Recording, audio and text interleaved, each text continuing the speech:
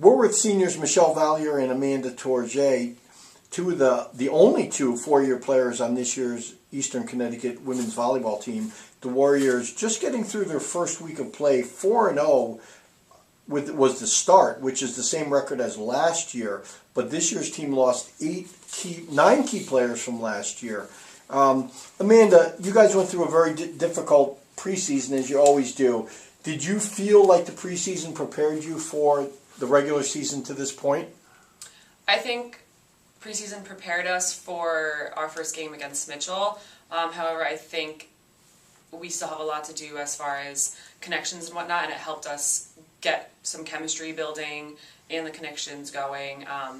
So obviously there's always more you can work on, but it did prepare us for the competition that started us off. Michelle, you guys lost 9 players, many key players from last year's team, but you guys were ranked second in the Little East preseason poll. When you guys heard that, did that surprise you? What was the reaction of the team when they heard that, for what it's worth? I think at first, initially, we were all excited, and then when we thought about it, we were surprised because half of our team is new freshmen or transfers or new players. So the fact that anyone in the conference knows what they play like is almost impossible. So I feel like we're a respected team because of that vote, because half of our team is new and new to the conference as well. So I think the coaches pretty much based it on what was coming back. Mm-hmm. A lot of the coaches in the conference don't really know what the freshmen are like. So that's sort of like a credit to you guys, to the veterans coming back, that they knew what Eastern had coming back, regardless of what the new players were. Yeah, right? Yeah, I think so. If we built up that respect from them, exactly, then that means that for us we have a strong upperclassmen team, and it's getting even better with the new people too. So. Well, do you guys think it's coming together quicker with all the new freshmen you have? Is it do you feel like you're sort of ahead of yourself? Because with a lot of new players, a lot of times it takes time to develop chemistry. I think a little bit of both. I think we're building chemistry really quickly. We all get along super well. We're just really good friends, and we all connected really quickly, so that totally helps with connections. So, and that way we're all gelling together really well in that sense. Well, you know what, and we didn't talk about this beforehand, but with a lot of programs, Michelle, they will have in the summer, they will have the veterans reach out to the new players just to make them feel welcome and to keep track of what they're doing and stuff. Does your program do anything like that? Yeah, a couple times over the summer, I know that I would individually text everyone and make sure that they're getting to the gym and know what they're going to need for preseason, are prepared to come in. And I know that we set the freshmen up with each other too, so they talk to each other over the summer, and a lot of them texted us all the time and asked questions, and I think that we had chemistry as a team before we even saw each other all together. You started in the preseason, right? Was there any time in the summer when a lot of the team got together between the veterans and the new players? Some programs do that. They get together like 2 or 3 times in the summer. Right. There wasn't a full team thing, but in July I think we played in a beach volleyball tournament, and I think there were 7 of us there, and it was a mix between new people and veterans, and even then we played like we had known each other for a long time. So, well, with a lot of sports, a lot of fall sports, you really create the team in the preseason. In other words, do you think, Amanda, that the vast majority of the players on this team came in good shape, ready to go, based on what they did in the summer? I had a group chat with the freshmen, and they were constantly hounding me about, the running test. They were all so nervous for it, and they were practicing it a couple times a week, I believe, and we all passed easily. Everyone passed? Oh, yeah. Really? First try. So it seems like we were all in really good shape, and they were all prepared for it. That sort of tells you about what the level of commitment is to when people come in ready to go, right? Yeah. Doesn't that make the preseason a lot more productive? Yeah, I think, too, that our freshmen came in and were already a part of the team and already were challenging us, instead of having to spend the first couple of practices like getting them used to the program and learning how we play and and growing skill so that we could be challenged in practice. But they came in and they all came in great and ready to go. Everyone was ready the first practice and everyone was excited. So it started off we could just get to work on skill and there was no building necessary because they all came in ready to go. Let's talk about this a little bit. You got Amanda. You're a setter, and Michelle, you're a defensive player. Amanda, you guys got 3 setters on the team. How do you incorporate 3 setters into an offense so that everybody's on the same page and they're all communicating with the outside hitters the same way? Well, a few years back it was a little different because each setter had a different kind of tempo, hand rhythm, all that kind of stuff. But this year, with Leah and Mackenzie, we all 3 of us have very similar hands. We generally have a faster tempo, and we're trained to look at our hitters. So if we see that a middle hitter or an outside hitter or right sider, back row, whoever is maybe running late, we slow the tempo down or maybe give them a little bit higher of a set. So it's really a lot of communication. I hear Carly Volskis all the time on the outside, I'm late, and so, I slow the ball down a little bit, and that helps out a lot. Or if they're really on time, they're really ready for it, they're screaming, go, go, go, so much louder than they would be, and so I know to shoot that ball so much faster.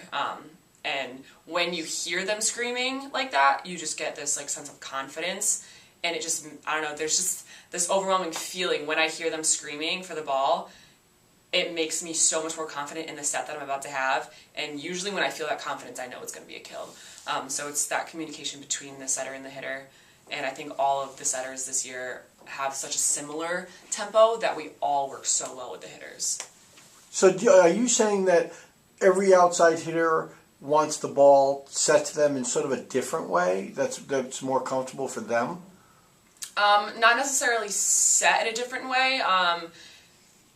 For example, Elytra Long, she does like a fast tempo, low outside ball. Yeah. So we have a set called a Go, which is kind of not necessarily a 4-ball, which is kind of a higher ball. But it's not really a shoot out to the outside. It's kind of like in between. It's looped up a little bit.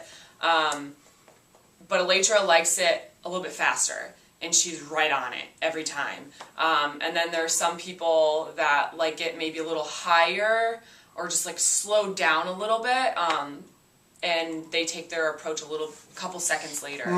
But it does depend on the hitter that's at the pin or in the middle, and we have to be able to know who's there. So that is on our part, kind of like the quarterback of the team, knowing who we have out at the pin, who we're setting, to know what kind of set we're setting. Does it require for you and the setters more being able to read? Because last year the majority of the sets went to Adriana Mihalik and a lot of them to Kay Mullen. But does it seem like there's more people available to feed this year? So many more people. I can set everyone. I mean, even if I don't have a hitter in the back row, I'll set Michelle. I know she's got a great controlled ball. She'll go right to the open spot and get a kill. But I can set Abby Stern in the back row, Elytra Long in the back row. If Carly's in the back row, I can set her in the back row.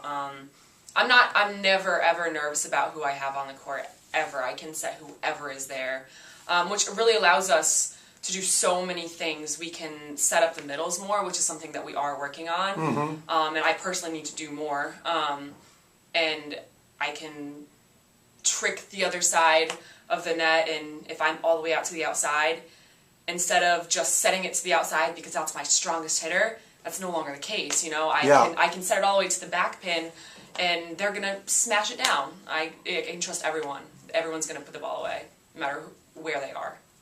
Michelle, you're a defensive player, you took a lot of the... defensively, you played a huge role last year.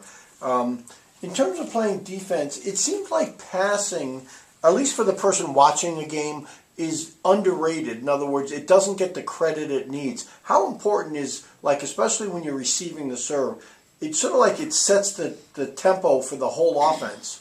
Right. If we don't get a good pass, then the setter's setting from somewhere she shouldn't be, and the hitter's not getting a quick tempo ball, and that we lose our opportunity for that first swing kill and a point right away. And that's everything. It definitely looks easy, watching the game, but there's a lot that goes into it. Your feet have to be in the right place. If your arms aren't in the right place, if the ball's not in the center of your body, if you don't give it enough push or if you absorb it too much, there's so many things that can affect your pass. And when the pass is off, we have setters who can put the ball anywhere from anywhere. Yeah. So that's great to watch, but it's so much easier to have a great pass, a great set, and a termination from one of the hitters. So a lot goes into us making sure that we're getting our setters the balls that they need to run an offense. You know, if the average person tried to receive a serve, they would be lucky just to, like, keep it in play. But not only do you have to keep it in play, that first pass has to go right to the target. Right. Right? Do you see yourself, you came in as a freshman, you had a couple of upperclassmen that were very good in your position. How do you get better as a libero? I think we do a lot of footwork training, beating the ball to where it's going. If you get there before the ball, then you're in control. If you let the ball come to you, it's kind of like... If it plays you, wherever it hits you, that's where it's going to go. But we do a lot of footwork training. We've been working with Min, the new defensive coach, a lot. Working on reading with our eyes, a hitter's shoulders or a server's shoulders to know where the ball's going before it even comes over the net. And once you get a read like that down, it's all about footwork. So I guess getting better as a defensive player is about being really smart, but also really quick, because if you're wrong, then there's somewhere else you need to go. And getting there fast is like the most important part to get the ball up and where it needs to be. How long does it take you to adjust if you're playing a team that has a really good server and their ball's dipping or it's a knuckleball? How long does it take you to adjust to that person, to that server? Right. I think initially the first serve, if they get an ace on us, we're like, oh, well, watch out for this. Yeah. But if there's someone really good, they'll do that 2 times and switch up their serve. So it's always kind of confusing. We try to run no more than 3 points off of the other team's serve. So if they get a run of 3, then we'll switch up our serve receive, have someone else pass, and give the server a new look, because that usually makes the server take a little bit of the pace off the ball.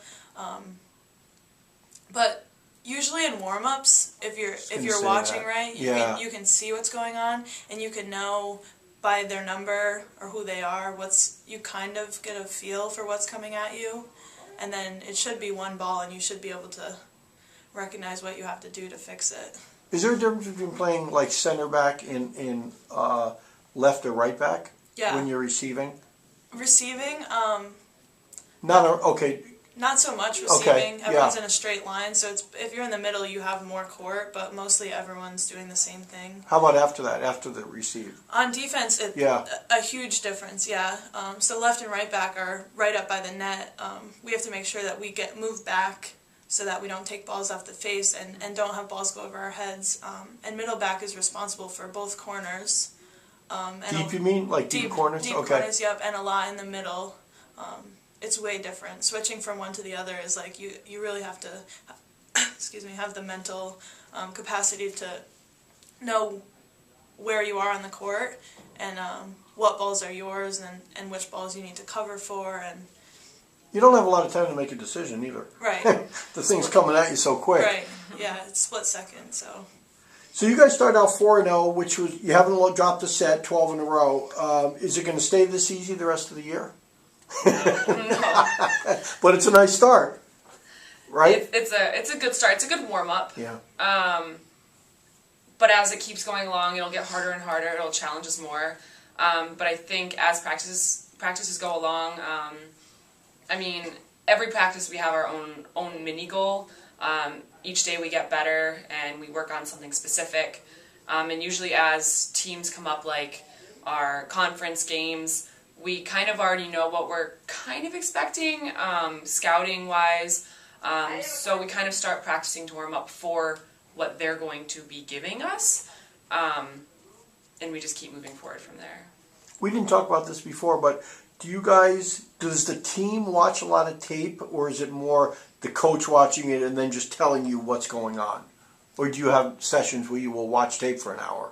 We've watched film in the past of us playing, but when it comes to games that we're going to have in the future, usually it's coach will bring that scouting report to practice. She does a lot of work outside of practice, finding out teams' weaknesses and strengths and giving those to us at the beginning of a practice. We've even had practices in previous years where she'll have our middles run the same sets that someone like UMass Boston runs, so we get a look at that. So we'll run other teams' plays just from what she sees in their film. And sometimes she'll give us a full piece of paper with, these are people's numbers, this is what they do most often, and that's what prepares us for practice that day and then whatever game we're looking at. So it's more of a scouting report than you guys actually watching the film yourself. Right. Can you guys talk a little bit about, I would have to guess you guys are four-year players. Two of the biggest wins you guys have had in the last 3 years, one might have been, or two of them might have been at the Keene games last year, and one of them might have been the UMass Boston game the year before. Talk a little bit, Michelle, about that Keene, the scenario for Keene last year. So we went up to Keene last year on a Saturday morning, and we're notorious for playing slow off of a bus ride, especially in the morning. Everyone's tired and cranky. But we got off the bus, and I think we were playing for a home match in the LEC tournament. So that the winner was going to be home, right? Right. That was the biggest stake that we could have been facing. When we went down 2 sets, it was like, wow, we need to win this. Or we're going to be coming back up. Right, or we're coming back up here, and we don't want to have to do that, especially on a Tuesday night, because that's when the game would have been. And there really was a fire that started within ourselves, and we realized that we needed to win to get the home match. So I think we just decided as a team, let's go, we need to win this. And we pushed hard and we knocked them down, and that felt really awesome. And then you got them at home and you swept them. Right. Which really was like the icing on the cake. Yeah, oh yeah, that was exciting. Beating them twice, especially, they weren't even a week apart from each other, the matches. No, a couple days, I think. Yeah, so we came home from that, and then they came to us right away.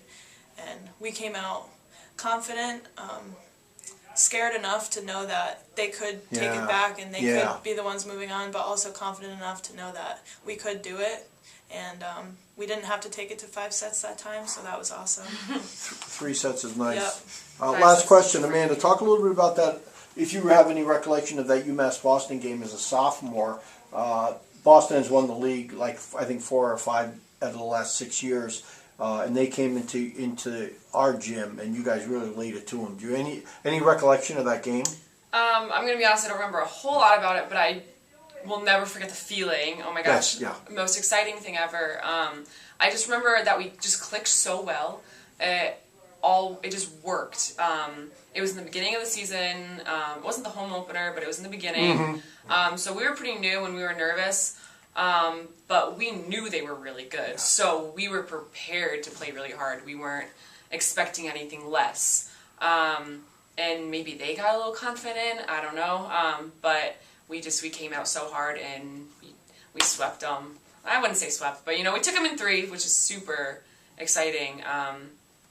It was just an amazing feeling. And they don't get swept very often. They don't lose that much, but they very rarely get swept. So Eastern Connecticut women's volleyball undertaking a pretty stiff next couple of 10 days or so. They've got Trinity coming up in the Trinity tournament. They've got Clark, a team that's had their way with Eastern the last few years. They have Roger Williams, and then you got Plymouth State and Keene State. So the Warriors getting ready for the tough part of their schedule. Ladies, thanks for being with me, and good luck the rest of the way. Thank you.